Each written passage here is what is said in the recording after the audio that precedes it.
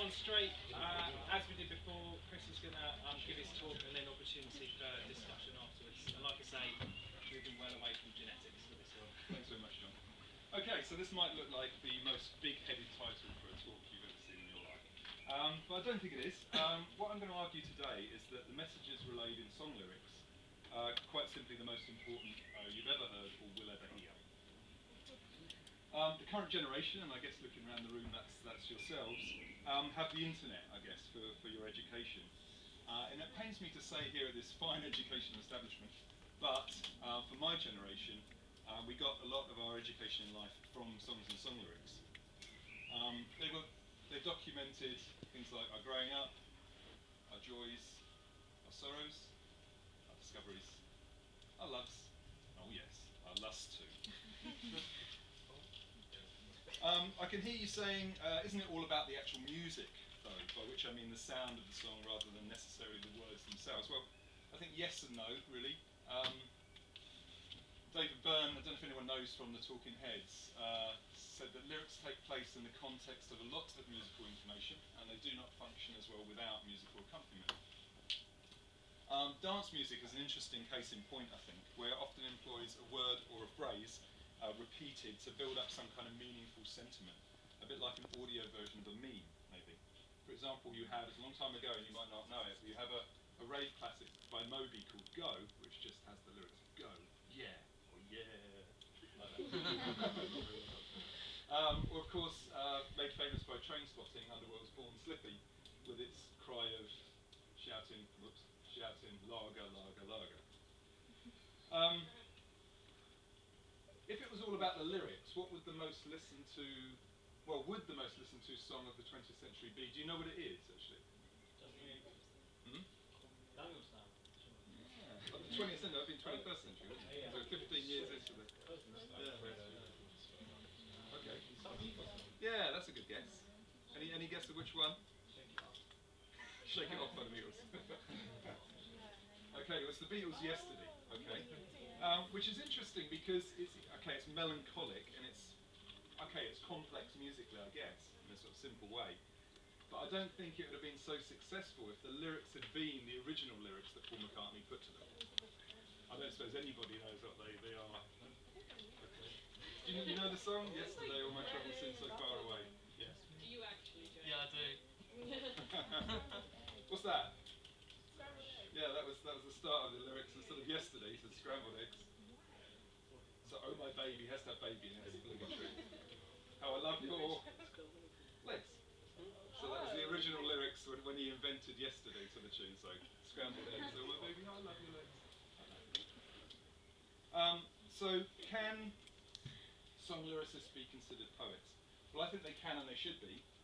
But few are really. A few from a long time back, generally speaking. So Bob Dylan, Lennon, McCartney, Morrissey, formerly of the Smiths, Ray Davies of the Kinks, Jim Morrison of the Doors, certainly are. But I believe many more should be. But not all maybe. So this guy, Tony Wilson, famous for Factory Records, New Order, etc., once said about this guy, Shaun Ryder, you might know, he compared, he said that Shaun Ryder was on a par with W.B. Yeats, the famous poet. And let's have a look at his lyrics, if you can see this. So, son, I'm 30, only went with your mother because she's dirty. Yeah. I don't have a decent bone in me. What you get is just what you see, yeah. Okay, so maybe I'm not sure about that. Yeats himself said, think like a wise man, but communicate in the language of the people. So perhaps we can give Shaun Ryder the benefit of the doubt and say that's what he was doing. History of song lyrics is quite a complex one and a talk all in itself, but to simplify it somewhat, originally I think you had certain bardic oral traditions going back to biblical times and probably beyond that. Of course in Shakespearean plays, if you studied any of those, you have ballads. And then I think often in the 16th, 17th, 18th, 19th century there was quite an emphasis on the religious nature of songs, hymns particularly, adaptation of Psalms, the Book of Psalms in the Bible.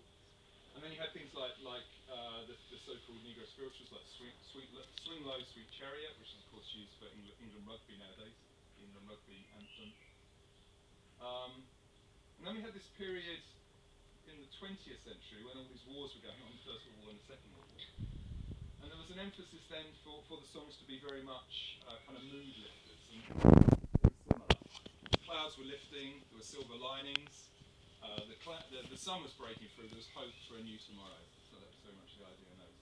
And that's typified by things like Ivan Novello's Keep the Home Fires Burning from the First World War, Virulins Will Meet Again from the Second World War, the White Cliffs of Dover as well, and things like When You Might Know, Judy Garland's Somewhere Over the Rainbow from The Wizard of Oz, which is actually 1939.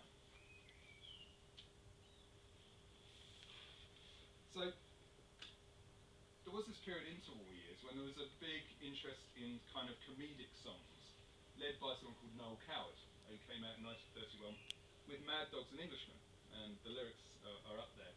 The natives grieve when the white men leave their huts because they're obviously absolutely nuts. It seems such a shame that when the English claim the earth, they give rise to such hilarity and mirth. And then we have George Formby. I don't know if any of you fans of the ukulele. George was perhaps the polar opposite of Noel Coward. He was working class, he was from Wigan, and he came out with this sort of suggestive song called The Window Cleaner. I go window cleaning to earn an honest job, to earn an honest bob. For a nosy Parker, it's an interesting job. And it ends with, if you could see what I could see when I'm cleaning windows. So I think what we have here is we have the English commenting on their behaviour, both public and private, in a sort of turn to turn song lyrics into more comedy than had been the case before. Over in the States, in the post-war period, we have people like Bing Crosby, with his strangely named Accentuate the Positive, which when you've got to spread joy to the maximum, bring gloom down to the minimum, have faith or pandemonium, difficult to say, liable to walk upon the scene.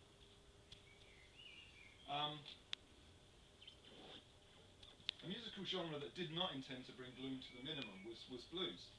And we have a track by Lightning Slim entitled If It Wasn't for Bad Luck, I Wouldn't Have No Luck at All. I've got a clip there, but I'm not sure if we have time for that.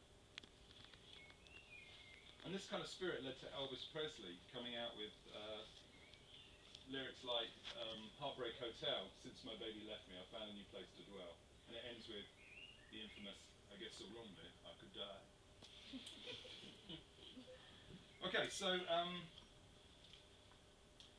thinking about the political and the personal, these were the two big themes that I've highlighted here in this talk. We're looking at human rights. And a singer-songwriter you may or may not have heard of, Woody Guthrie, sung about the most basic of human rights, the right to human freedom. So in a very famous track of his from 1940, This Land Is Our Land, he came up with this. As I went walking, I saw a sign there, and on the sign it said no trespassing. And on the other side it didn't say nothing. That side was made for you and me. And there's a picture of Woody here. This famous sticker he had adorning his guitar. And Guthrie was an interesting, as well as good, he's a very interesting individual. Way before his time, issues like vegetarianism, women's rights, and ecological concerns are highlighted. This is the 1940s, not the 1980s or 70s or something. So ecological concerns began to be highlighted in 1960s in songs, probably from the 1960s on. Certainly in the 1970s in LPs like Marvin Gaye's What's Going On, particularly the track Mercy, Mercy Me. And then in a band like the Beach Boys, who in the surely ironically titled Surf's Up, came up with this, which you may read. So quite prophetic. And Joni Mitchell, a bit of alliteration from Joni here. Don't it always seem to go that you don't know what you've got till it's gone. They've paid paradise and put up the parking lot. And the Eagles, in The Last Resort, some rich men came and raped the land, nobody caught them. Put up a bunch of ugly boxes and people bought them. So these things have been going on in song lyrics long before, I think, maybe they've been publicly spoken about.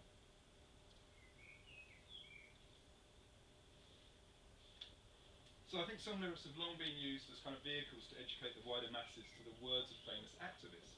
Take, for example, Public Enemy and Harder Than You Think, which was used as the soundtrack for the 2012 London 2012 Olympics.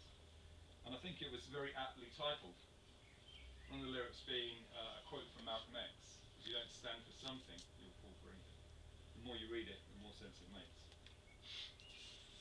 And Bob Marley in War, echoing the words said probably 5 or so years before, Martin Luther King, in which it goes, until there's no longer first-class and second-class citizens of any nation, until the colour of a man's skin is of no more significance than the colour of his eyes, me say war.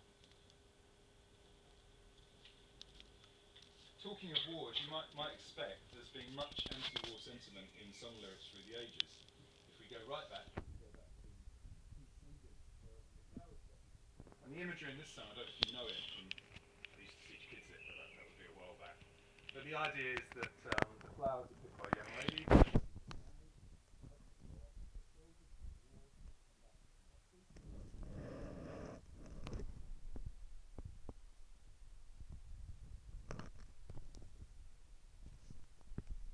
With the refrain, when will they ever learn?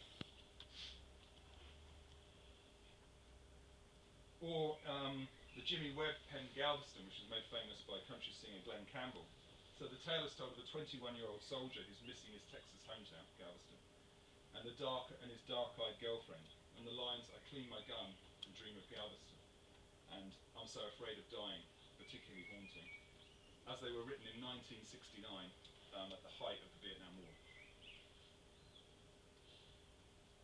Also, The Doors' Unknown Soldier, which sums up the fragility of war and the suddenness of death in just a few lines. Unborn living, living dead, bullet strikes the helmet's head, and it's all over for the unknown soldier. Or simply and rhetorically, as stated by Edwin Starr, war, what is it good for? Absolutely nothing. Song lyrics have long been perhaps the sole voice for youth rebellion. In the 1950s, for example, Bill Haley willed teens to stay up all night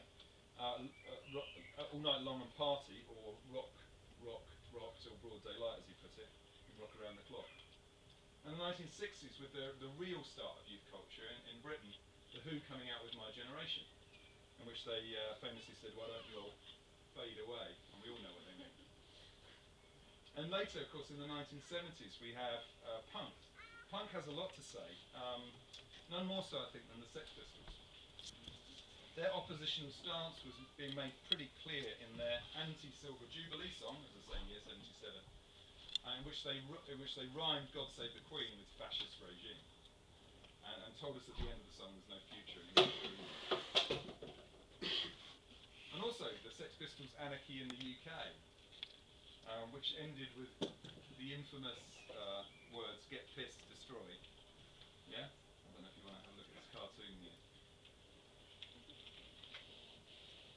So some old guys reminiscing on the good old times when lyrics were written right.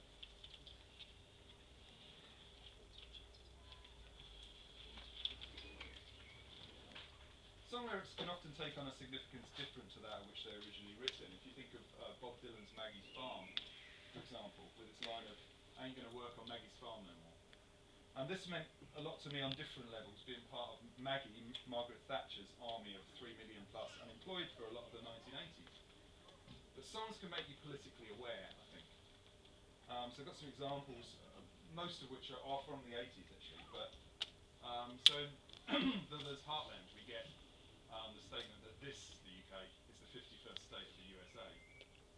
The Specials' Ghost Town, yeah, with its easy to understand sentiment set against the Brixton riots and the 1981. Robert Wyatt shipbuilding, basically about the war.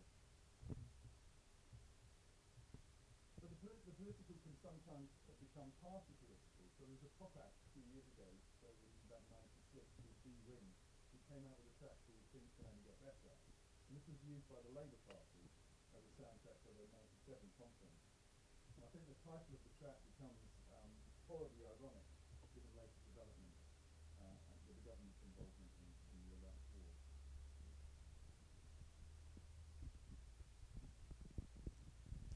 Song lyrics highlight the personal too, and I could have thought of a million examples here, but just put down some simple ones. So it could be something simple like, "Talk said, baby, life's what you make it." The Kinks warned us to be wary of things being not always what they seem in this mixed up, muddled up, shook up world. And Prefab Sprouts' Paddy McAloon says, "Some things hurt more, much more, than cars and girls."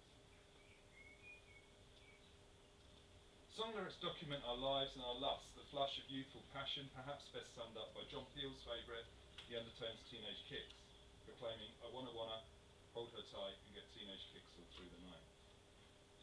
Indeed, the poet Sylvia Plath famously commented that if they substituted the word lust for love in popular songs, it would come to nearer the truth.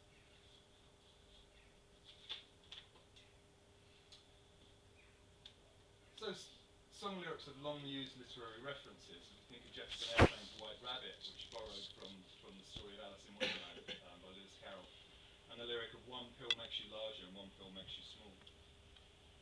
And Chaucer's Canterbury Tales has recently been reinterpreted by Canadian rap artiste Bubba Brinkman.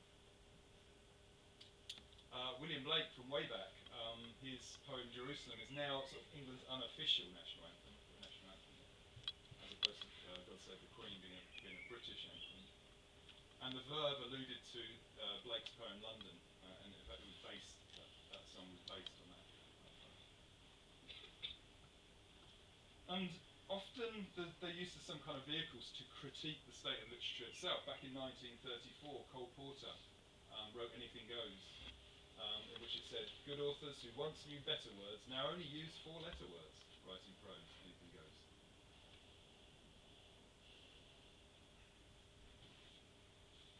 There's no doubt that songs and song lyrics can be very mysterious. Take, for example, Don McLean's American Pie, which recently sold for over £1 million at auction, it being another case in point.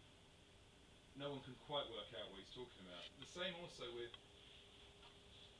Bobby Gentry's The Ode to Billy Joe, which is a kind of not only a whodunit, but what did they do and why did they do it kind of song.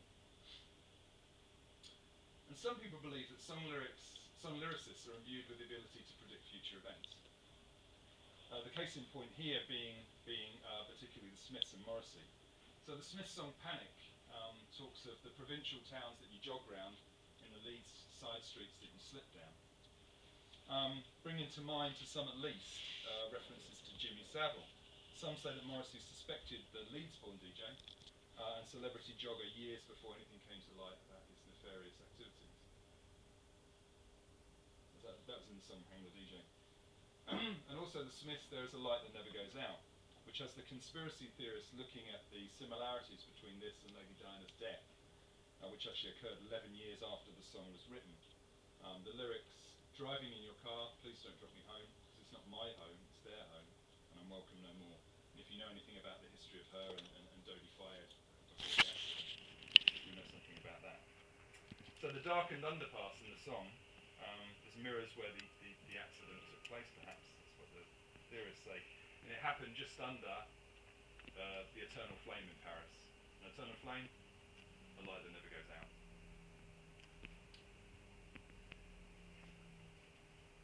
I think mystery or no mystery, there can be no doubt in the power that music and the lyrics within music hold over us.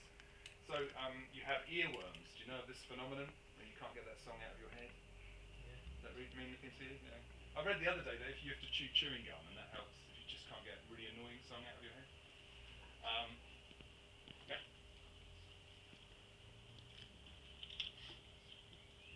Memory recall is very strange as well. I mean, why is it, this is a particular case of myself, and I'm sure I'm not alone. Why is it that I can recall swathes of lyrics, perhaps a whole song, maybe not a whole album, but I can't remember a quote or a piece of poetry or something like that? It's certainly a strange phenomenon. There's something about the way they're working together or not with the music. And mondegreens, have you heard of these? No? Okay. So a mondegreen basically is an interesting phenomenon whereby people mishear a lyric and generally assume it's something else. There's lots of examples of this, but the most famous one, the original supposedly being, excuse me while I kiss the sky, misinterpreted as, say it quickly, go for it. Yeah, excuse me while I kiss the sky. Or misinterpreted lyrics, you know, something that's thought of as meaning a particular thing but works out it's actually about something else. Famous wedding song, R.E.M's The One I Love, which goes, this one goes out to the one I love, this one goes out to the one I've left behind. But it's not a love song at all, a simple prop to occupy my time. So talking about the one he's left behind, not the one he loves in the song. This is as a wedding song, used as a wedding song, which is quite strange.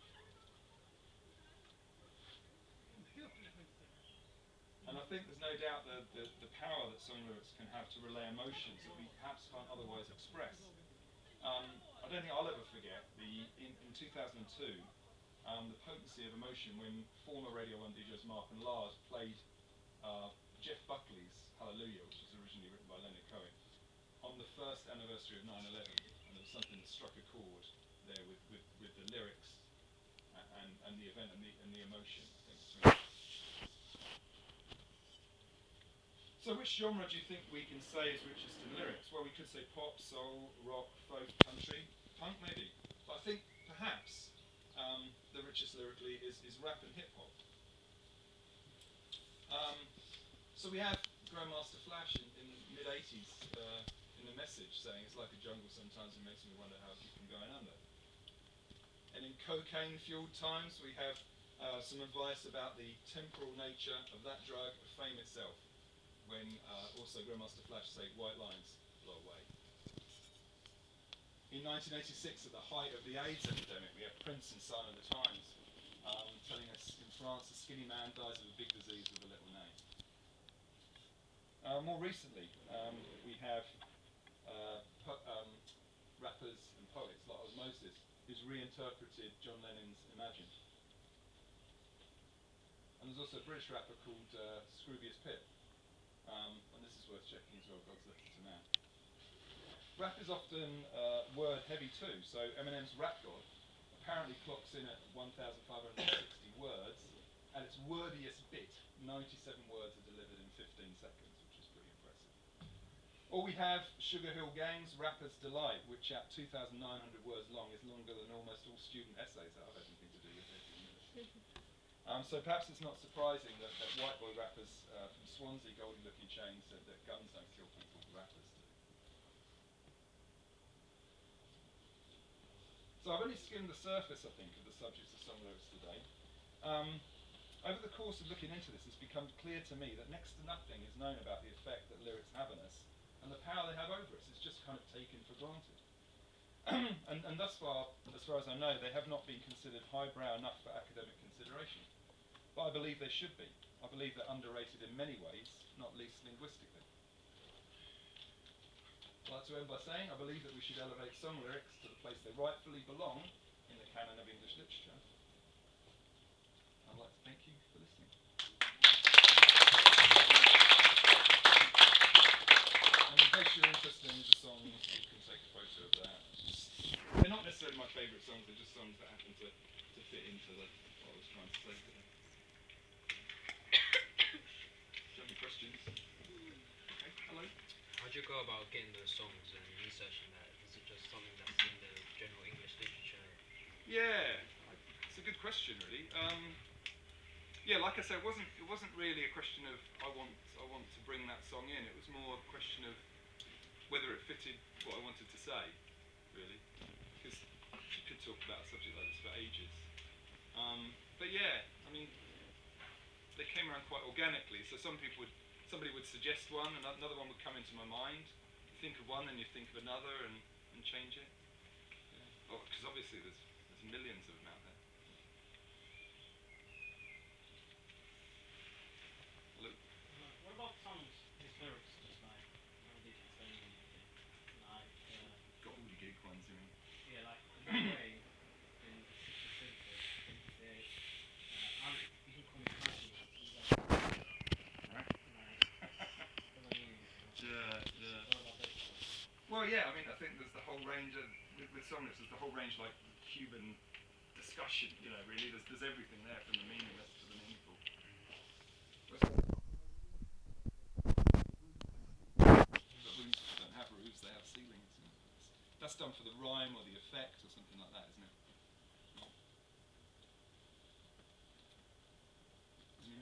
Sorry, do you like newer songs or do you like more of the old songs? Well, there's a few newish ones there, but I guess it might most of the songs I come across are from my kids. Are these mostly from the 20th century? Mostly, yeah. There's probably about probably 5 or 6 21st century examples. Yeah. Being of the age I am, I'd probably say that it's almost all been done.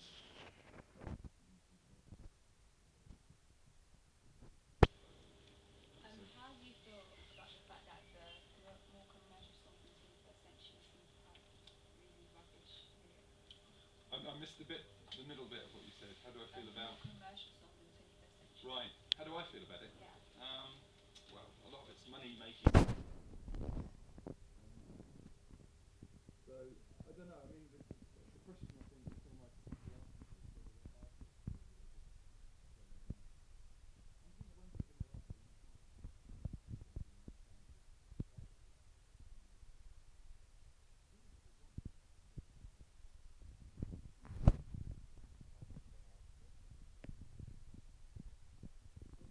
my favourite kind of music. It varies a lot. I'm a big fan of indie. I like a lot of, strangely with this, I like a lot of lyricless music. I like a lot of electronica. So probably if I put something on at home, it might be lyricless actually. But I'm fascinated by the message that comes over in lyrics. Alright, What is then it trying to say? if we say like sort of message, what about like the rappers nowadays that you see on TV when it's comes sometimes their music it doesn't even make sense. No, there's a lot of variety, isn't there? Yeah. What's it? My son the other day bought it's a quite old CD. He's only 10. But Rizzle Kicks. He really likes that. That sort of appeals to him. The state he's, the place where he is now. I think that's what it's all about. I think that's perhaps what you take with you. You know, where you are now, and that's why a lot of people go back to a certain time when they're a certain age for the lyrics that have the most powerful effect on them. If that makes any sense. And that might well be the case with yourselves when you get a bit older. Would you say lyrics in the 20th century and before are more meaningful than lyrics now? I would, perhaps, yeah, but I'm probably a bit biased because you probably need someone who's probably of an age that's more between the two. So someone around 30 maybe might be less biased on that. But yeah, that are more interesting than the usual. Yeah.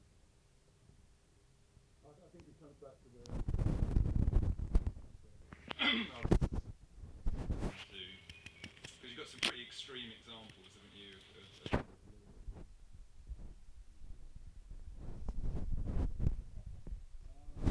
Or even Jennifer Lopez. I mean, she's as old as I am. You know, coming out with lyrics, and you have to wonder what they're trying to achieve from that. Right. I mean, when you're younger, it makes sense, but perhaps Jennifer Lopez is old enough to know better. I don't know. You might not agree with me. What's your favourite song from like the last year that you've sung? That's a good question. What's that James Bay track? That's all right. Does anyone know? Hold Back the River. No, that's all right. My favourite song of all time. Oh my god, that's two difficult questions. It would vary week by week what mood I'm in. And yours? Probably Safe Tonight by Eagle Eye Cherry. Mhm. It means a lot. Yeah. It's often very personal, isn't it? The way they interact personally. And that'll probably stay that way when you're older as well. Maybe. It reminds you of where you are now. I think that's the power. Yeah. Everyone should, I think.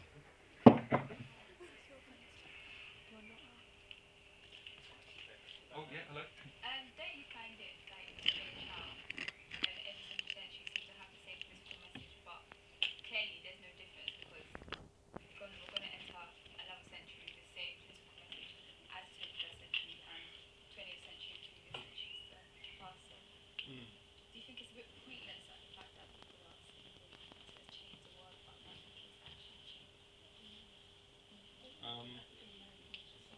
I'm not sure I understand the question 100%, but Like the lyrics are meaningless. People keep on saying don't, like war. yeah, you've heard it all before, kind of thing. Carry on. Okay, was that roughly what you were trying to say? They're like the lyrics are meaningless. Like they had songs about don't do war or not, but you just carry on doing it. Yeah. You just on Yeah. the same kind of time. Maybe you have to say the same thing, but in a different way. If you want to get a message across in a different way to a new generation. But it seems to be working. I don't know if some lyrics have the power to stop wars, I really don't. But they might have the power to change a few people's minds. But some people, when you listen to anything. So, do you think that some lyrics are the best way to get a message across? I think they're extremely good way to get a message across. That would be my argument. That they, in my opinion, they are, yeah. But perhaps people don't think they are. And that they have been historically, at least for X number of years, 50 years or so. I think poetry is the obvious one that has the power that lasts, the power to last.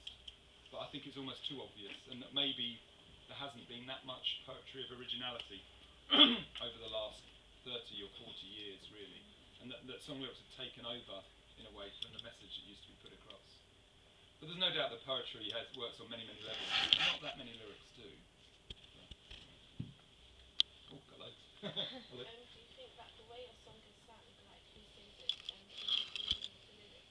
Yeah, I think that's a good point. Are you thinking of something specifically?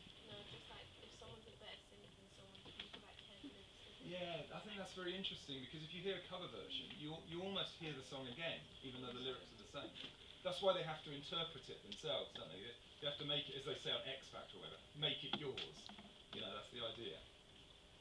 Yeah, because I heard, well, it's not particularly new, but I hadn't heard it before, but I heard the band Placebo doing a version of a Smith song, and I kind of heard it again with fresh ears, because I heard, maybe the same words, I understood in a different way because of the way it was delivered. Yeah, that's interesting. What do you think about these new artists now that they pull like their music from computers and stuff like that, like people like Skrillex and stuff like that, compared to original artists that or instruments instead? Yeah, I'm all for change has got to be good, isn't it? Change has got to be the Would only you still constant. call them artists as well, like musicians sort of? Yeah. I mean, I don't know about the artists that you're talking about. Is it sort of the Like lyrics they make, minimal or no, the I mean lyrics? like the new artists now they make all their music from like computers Yeah, and sounds and yeah. like dubstep and sort of things. Yeah, that's true. I mean, that's not fantastically new because if you think about Kraftwerk, they were doing that in sort of '72. But yeah, it's, I suppose a lot of that's not very lyrically dominated, is it? Is that right? Yeah. Yeah. No, I like electronic music. I think the computer's been, since the guitar, it's been the best invention in music, really. It's quite democratic, really.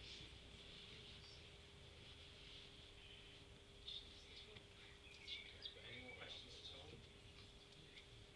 Well, great. Well, thanks very much for